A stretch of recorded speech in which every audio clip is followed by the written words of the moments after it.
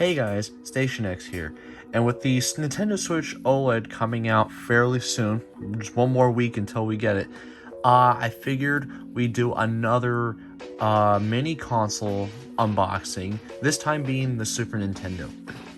Nintendo only did two of the first consoles they ever done, and so it left people wanting more, because I felt like if they had continued with this line, doing N64, possibly even GameCube, people would just eat that up.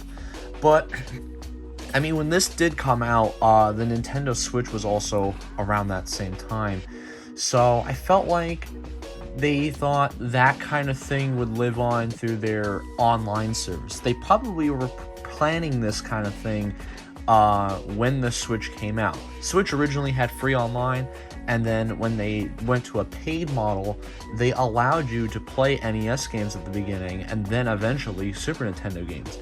And pretty much with this one and the other one, which I have here, with these two, all the games, pretty much all, if not most of the games that were included in these two packages, ended up making their way into those programs of just, the NES and Super Nintendo online games, which arguably, does all the same things that this does, but adds the added benefit of being able to play online with them as well. But since we have them here, it is fun to look at, and it's a nice little collector's item because it's just a smaller version of the thing that most people bought back in the 90s. And also you get a very nice representation of the controller, this time two of them, and the cord being longer. This addressed a lot of complaints that a lot of people had with the NES, it also being more available, and I'm pretty sure it was the exact same price. I could be mistaken, but I remember this being $60 along with the NES being $60 as well. Came out a year after the system, a year after the NES came out as well. But here we have Super Mario World, Donkey Kong, F-Zero, which does not get enough love these days, Super Mario Kart, first ever Mario Kart was on the Super Nintendo, and of course, the Zelda Link to the Past. Almost forgot the name of it for a second. But as you can see here, in this little bubble, we have Star Fox 2. Of course, the original Star Fox is on here, but it was a game that was never officially released. People have found the ROM on it, and people were able to play it on the computer for a while now, but this was the first time Nintendo has officially released this game, because it was essentially done, they just never put it out for the public.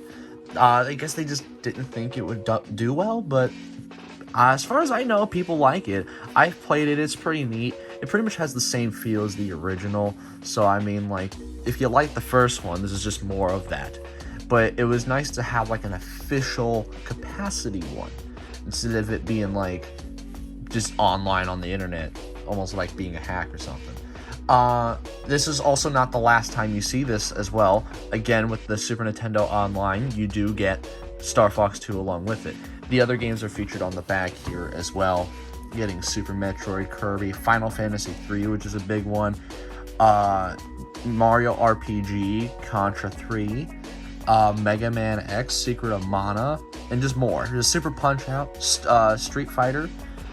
The whole list is really right here, but I was just going off the pictures. But like, yeah, you get nice screenshots of all the different cover arts and stuff. Even Earthbound. You even get Earthbound here, which I thought was a really nice game to have on here because it's extremely expensive.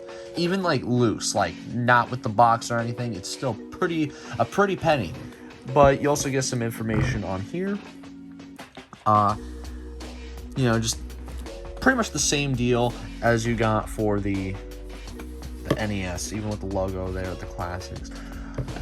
Now, even though we never got N64 or GameCube, we are getting N64 in that same vein that this is, with them recently announcing that N64 will be a part of the online service, with them also redoing the controller as well, like re-releasing it in the same vein they did with this and the NES, both for the online and for this mini console. I thought that was really nice, and while we didn't get it in a form like this, it's better than not having it at all. But without further ado, let's get into what's actually in here. So we're just gonna open it up. It's the exact same thing as before. Just slide this out.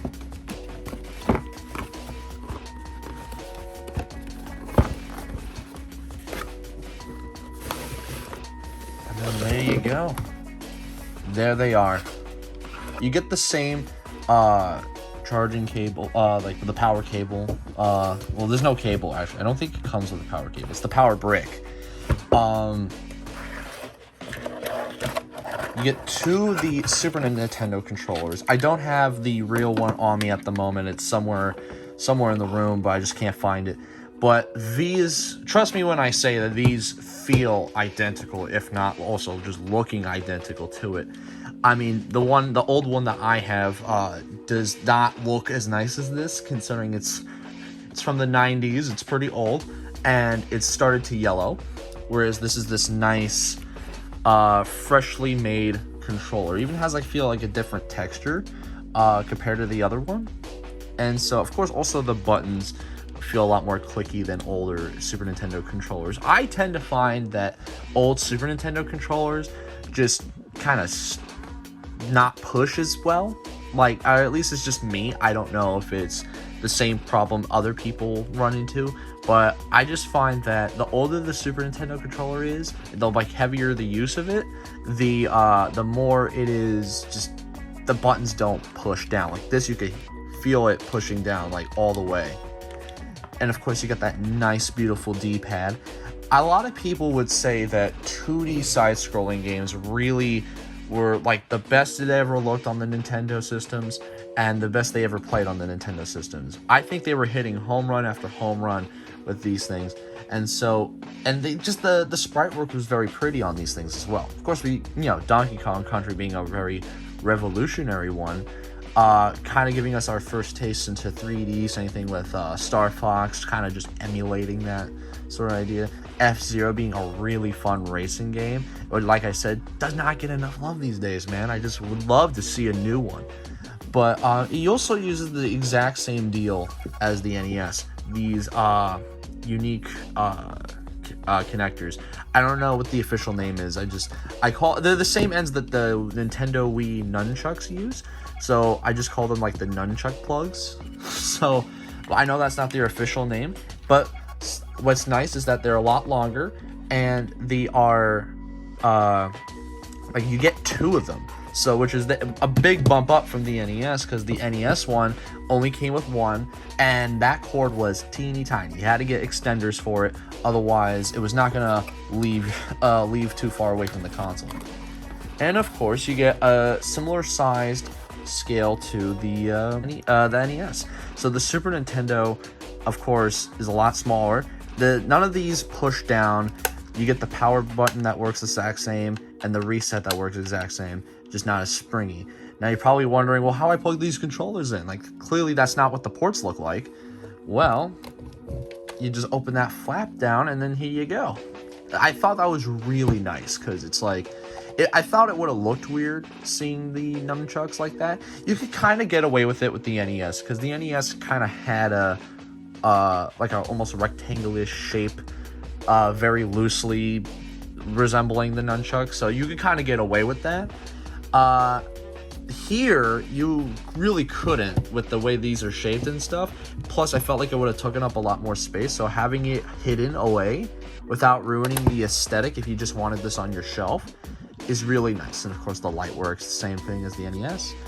You get all the nice fun information here. And of course, like, this doesn't go down or anything. This is just one solid brick.